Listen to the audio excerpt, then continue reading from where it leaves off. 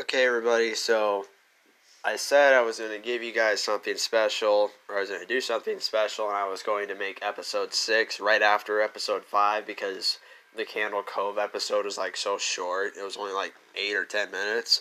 So I thought about doing a creepypasta that's really well known, and that's the Rake.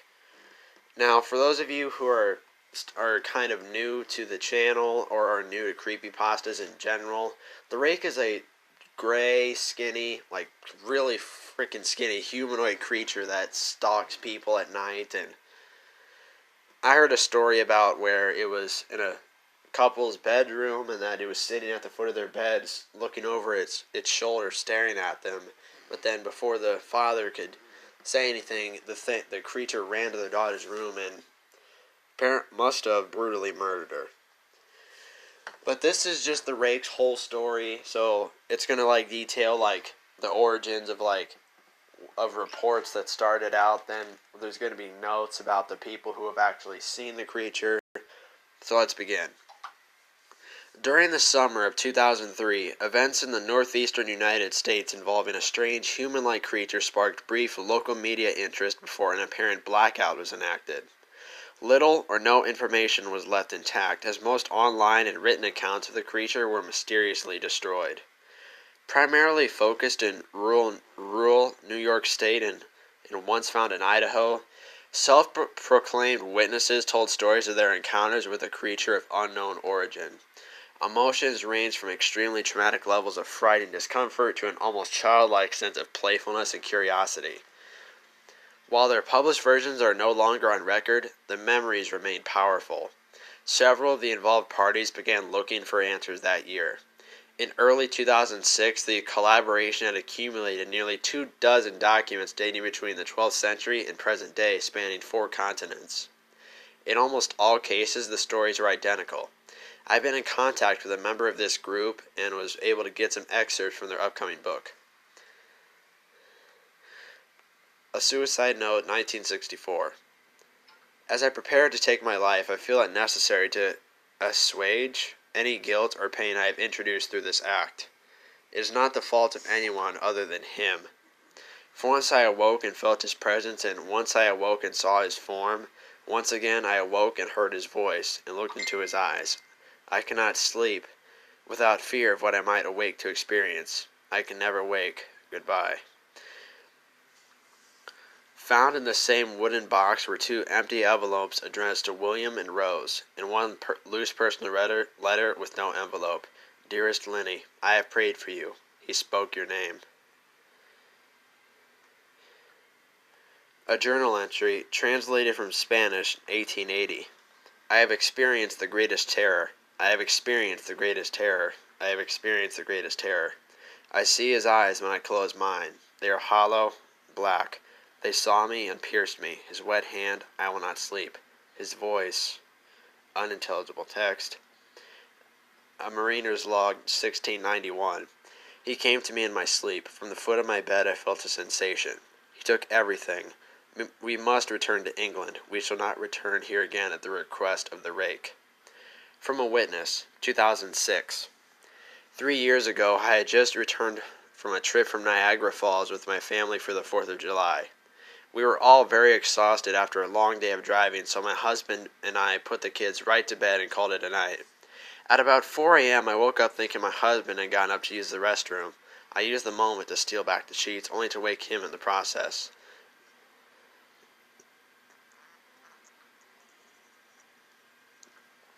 When he turned to face me, he gasped and pulled his feet up from the end of the bed so quickly his knee almost knocked me out of the bed.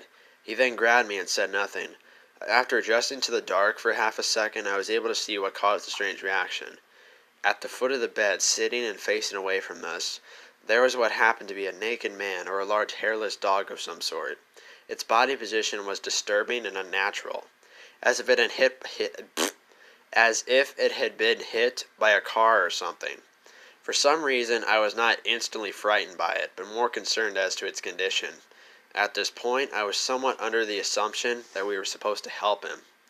My husband was peering over his arm and knee tucked into the fetal position, occasionally glancing at me before returning to the creature.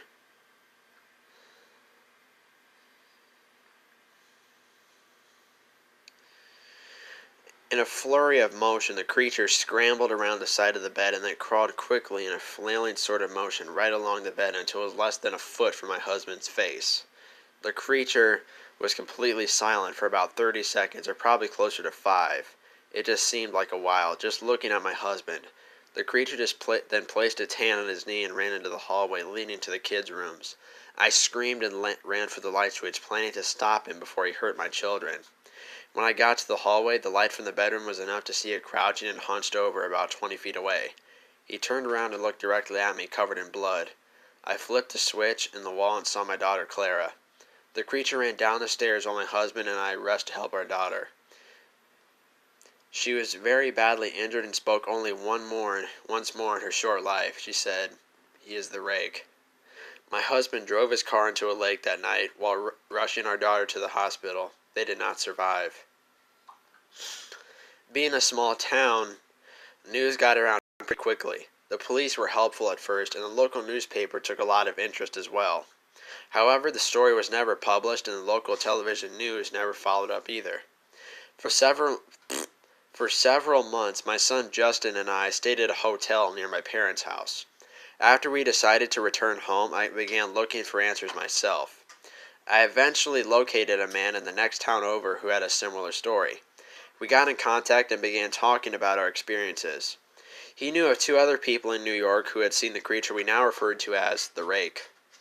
It took the 4 of us about 2 solid years of hunting on the internet and writing letters to come up with a small collection of what we believed to be accounts of the Rake. None of them gave any details, history, or follow-up.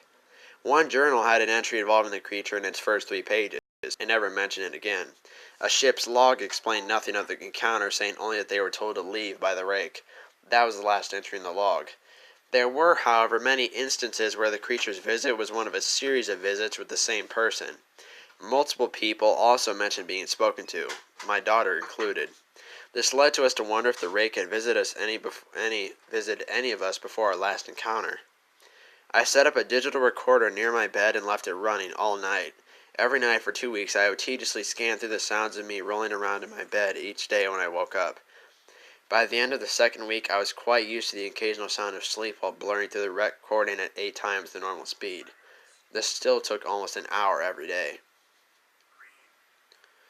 On the first day of the 3rd week, I thought I heard something different. What I found was a shrill voice. It was the Rake. I can't listen to it long enough to begin to transcribe it. I haven't let anyone listen to it yet. All I know is that I've heard it before, and now I believe that it spoke when I was sitting in front of my husband. I don't remember hearing anything at the time, but for some reason, the voice in the recorder immediately brings me back to that moment. The thoughts that must have gone through my daughter's head make me very upset.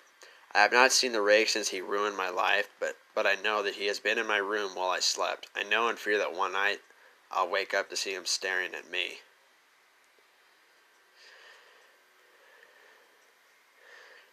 Okay, so that was the Rake, and that story was more or less completely accurate to what I just told you guys before I began reading. So, kind of surprising that today's 2 episodes only ran for 8 minutes. But it's better than nothing. So you guys are getting 2 episodes today. I might do this more again somewhere down the line, depending on how long my later episodes are. But I'm going to be busy because I got to make 2 thumbnails now. And so I'm basically putting myself to work for you guys. I'm reading these stories for your guys' entertainment. But also, honestly, for the Rake, I want to do a little audience participation. In the comments, I want to see if any of you have had any experiences with something similar to the Rake, or might have even seen what you thought was the creature itself.